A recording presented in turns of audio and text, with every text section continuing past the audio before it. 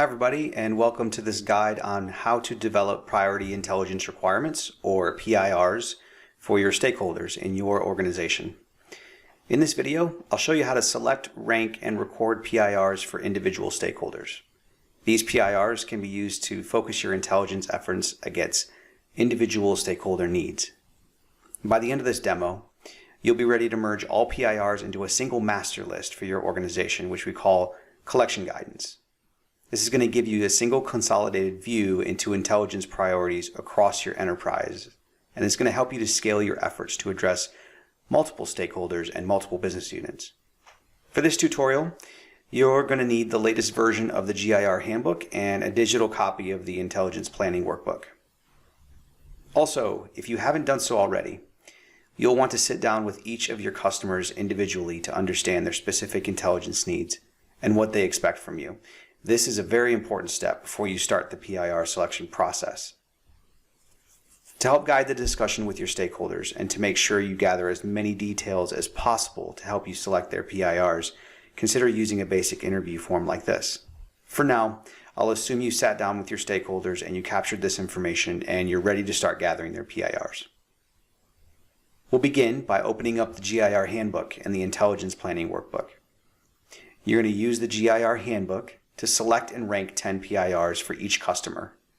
Then you will record each one of those PIRs in the register found in the workbook. So let's use a real-life scenario. Let's say I'm a small threat intelligence team in a medium-sized financial institution in the United States. I interviewed two primary stakeholders, my Chief Information Security Officer, or my CISO, and the lead of our SOC team, our Security Operations team.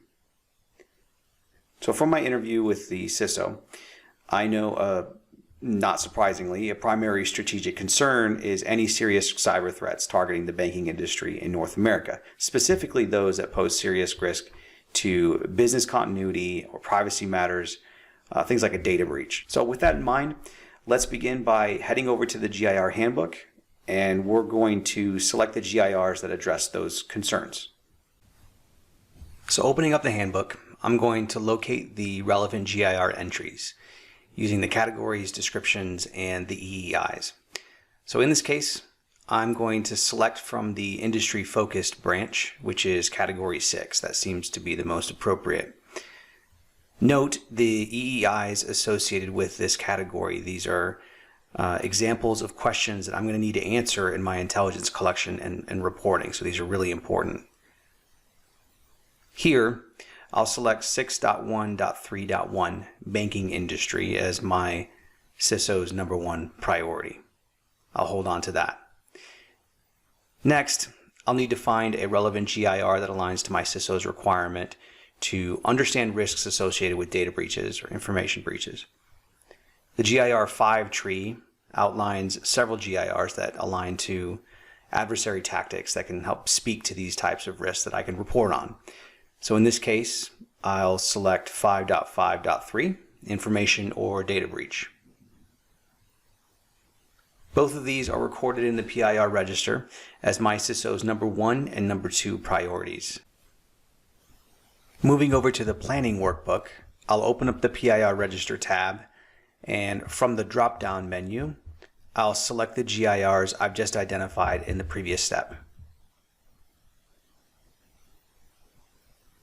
So I'm going to continue this process to fill in the rest of the PIRs in the registry for my CISO and each one of my stakeholders. And remember, I'm going to be agreeing to each one of these PIRs with my stakeholders so that there are no surprises.